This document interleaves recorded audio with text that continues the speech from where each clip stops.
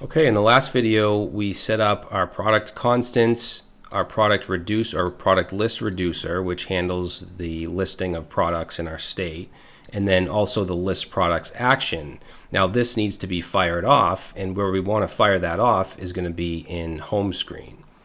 Now we don't want to do this. What we were doing before is bringing in Axios, and we were making the request directly from this component. We don't want to do that anymore. So we want to get rid of Axios, and in the use effect, I'm just going to clear this out. I'm going to keep the use effect, but just clear everything out in it.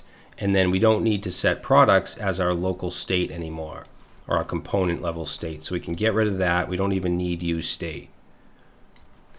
Now to dispatch our list products action, we actually have to bring that in from React-Redux. So I'm going to go let's just go right here and let's import.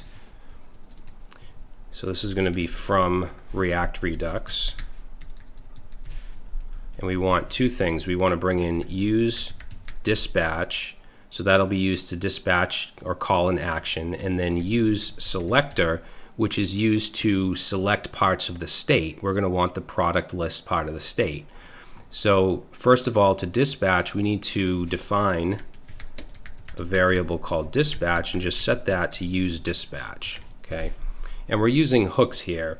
In the past, we would use a high order method called connect, and we would have to map state to props, and it was just a pain. This makes it much easier to use. So now we have this useDispatch, and where we want to call the list products action, which we have to bring in actually. So let's say import list products, and that's going to be from our action file. So /action/product actions.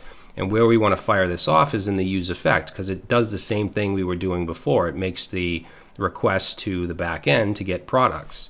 So in here, I'm going to go ahead and dispatch the list products action. All right.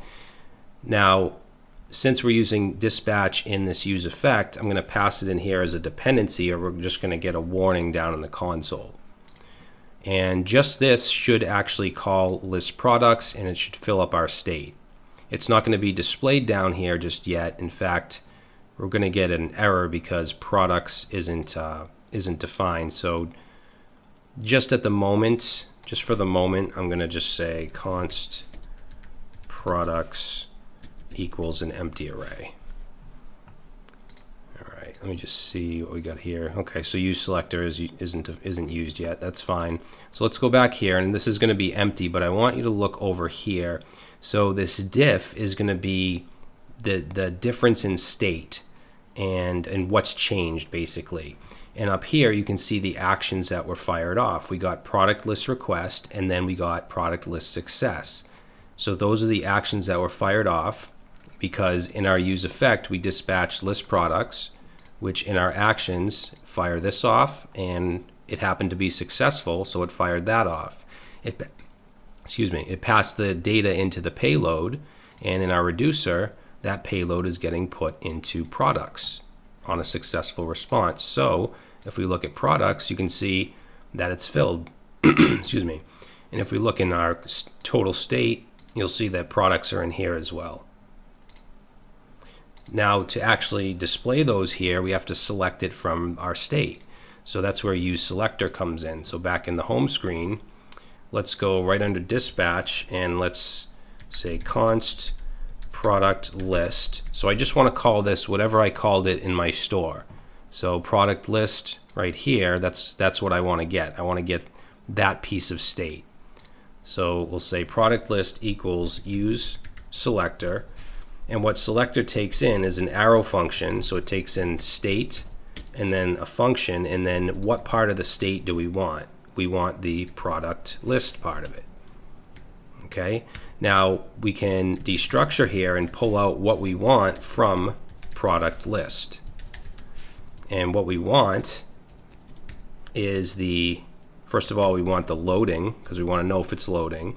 We want the error, the possible error, and we want the products. Okay, so these are all parts of that state that could be sent down. So the loading, the products, and a possible error. So we're pulling that from our state. Now down here, this products variable should be used here, and it should loop through and whatever. We can get rid of this. But I also want to check to see if it's loading, and then that way we can implement a little spinner. Also, we want to check for an error. Okay, and if there's an error, we want to display that. So the way we can do it is, let's see, we'll go right under the H1. I'm going to open up some curly braces, and I'm going to say if loading, then we're actually going to have a little spinner or a little loader, but for now, before we create that component, we'll just put this in, let's do an H1 or an H2. And in here, we'll say loading.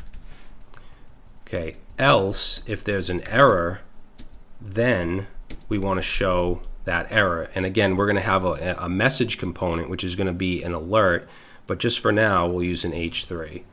And what we would want to display in there is whatever that error message is, and that would come from the back end. And then finally, else, then we would want to display our row with our data. So I'm going to just cut that and put that inside this conditional here. So we'll go ahead and paste that in, save it. Let me just check this real quick. I misspelled error somewhere right here. All right, so let's go back, and now you can see we're actually getting our products. If I reload, you can see the loading flash real quick. That's because when it calls the request, it sets loading to true, and in our component, we're displaying that loading if it's true. Now, if we get an error, let's actually purposely create an error. So if I go to my back end, and we know that we're getting from product routes, we're hitting this route right here to fetch all products. Instead of res.json, right above it, I'm just going to say res.status, and we'll say 401 with it, which is a not authorized, and then I'll throw a new error, and we'll say not authorized. And now if I save and I go back to the front end, when we reload, we get not authorized. So whatever error we throw will display in this particular component. And we're going to do that in just about every screen, or every screen where we're fetching data.